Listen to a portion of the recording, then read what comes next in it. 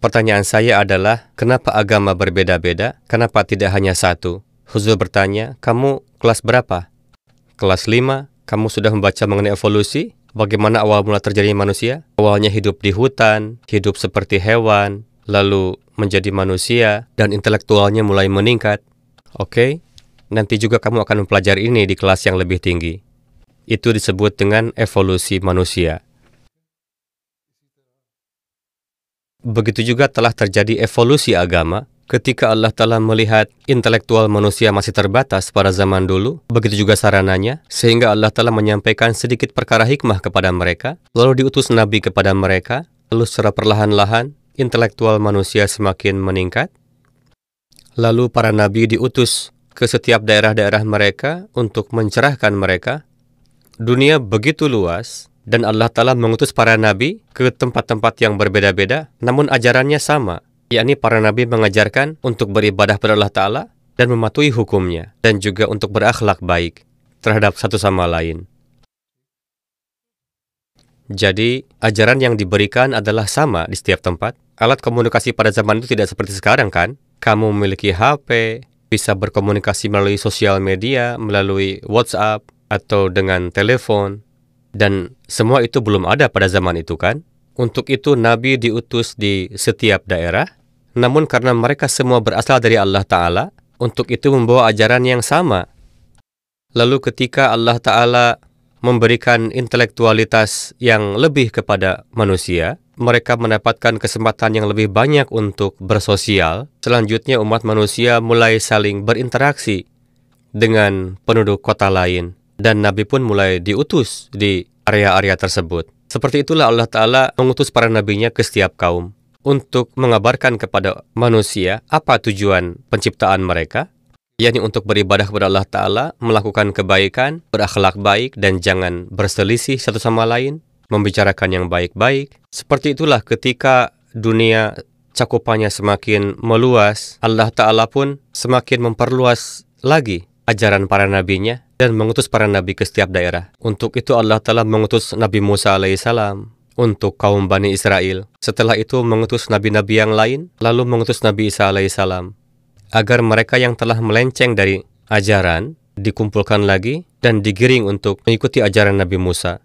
Lalu ketika Allah Ta'ala melihat bahwa kebijaksanaan manusia sudah sampai pada tahapan di mana mereka dapat memahami segala sesuatu, dan mereka bisa melakukan kontak hubungan satu sama lain dengan mudah, lalu Allah Ta'ala mengutus Hadrat Rasulullah SAW dan para nabi yang datang sebelum Rasulullah SAW, kesemuanya menubuatkan bahwa di akhir zaman nanti akan datang seorang nabi yang diutus untuk seluruh dunia. Untuk itu, kitab lain manapun, baik itu Taurat, Injil, atau kitab-kitab suci lainnya, tidak ada satupun yang mengklaim bahwa nabi mereka diutus untuk seluruh dunia. Yang tertulis dalam kitab-kitab tersebut hanya menyatakan bahwa nabi mereka diutus hanya untuk kaumnya sendiri. Nabi Musa pun mengatakan bahwa beliau diutus untuk Bani Israel saja. Begitupun Nabi Isa mengatakan bahwa aku diutus untuk domba-domba Bani Israel yang telah hilang.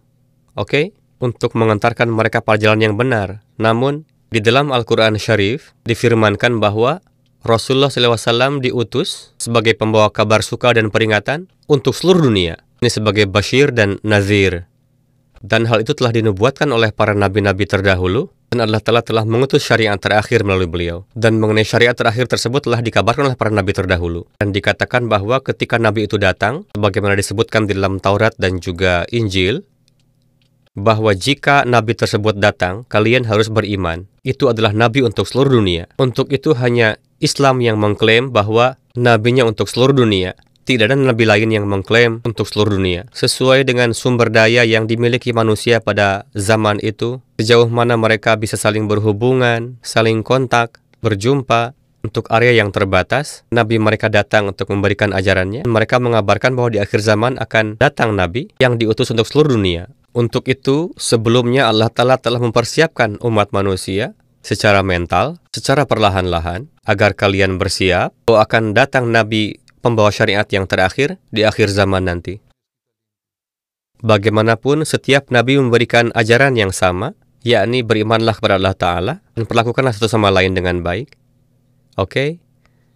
Untuk itu, datang berbagai nabi di setiap kaum. Sekarang kita saksikan komunikasi semakin mudah dan Allah telah menyebarkan ajaran Rasulullah SAW di dunia ini. Dan dikabarkan juga bahwa ketika di akhir zaman nanti hubungan antar manusia sudah semakin meluas, sarana untuk berhubungan semakin mudah, lalu akan datang Masih Maud. Dia akan menyampaikan tabligh dan menyampaikan pesan Islam ke seluruh dunia. Untuk itu kalian harus beriman kepadanya. Itu adalah perintah Rasulullah kepada umat Islam pada masa itu. Yakni jika orang ini datang nanti, sampaikan salamku. Maksudnya adalah kalian dapat dengan mudah menjangkaunya untuk menyampaikan salam atau saling berhubungan satu sama lain. Alhasil, untuk itu ada beragam agama. Yakni pertama-tama Allah Ta'ala memberikan ajaran yang sesuai dengan intelektual manusia pada zamannya. Lalu ketika sudah semakin maju, akal manusia sudah semakin meningkat, sarana semakin mudah, dan kalian sudah semakin memiliki sumber daya yang semakin baik. Lalu Allah Ta'ala mengutus Islam supaya kalian dapat memberitahukan kepada dunia bagaimana ajaran Allah Ta'ala.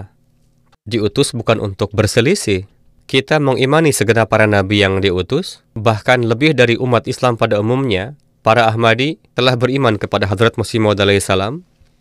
Untuk itu, beliau alaihissalam datang untuk menegakkan kedamaian di dunia, agar manusia hidup saling menyayangi satu sama lain. Hadrat Masih Maud mengajarkan bahwa Allah Ta'ala memerintahkan kepada saya untuk mengumpulkan segenap umat Islam di bawah agama yang satu, dan juga seluruh penduduk dunia yang lainnya, agar kita bersatu dan beribadah kepada Tuhan yang satu, memenuhi hak satu sama lain, meninggalkan perpecahan dan peperangan. Jika di bawah satu agama, baru itu semua bisa ditinggalkan kan? Semuanya akan menjadi saling bersaudara, saling menghargai satu sama lain, menghargai perasaan satu sama lain, baru bisa bersatu kan?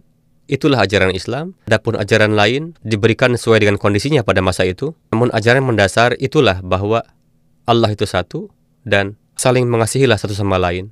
Oke? Jazakumullah huzur.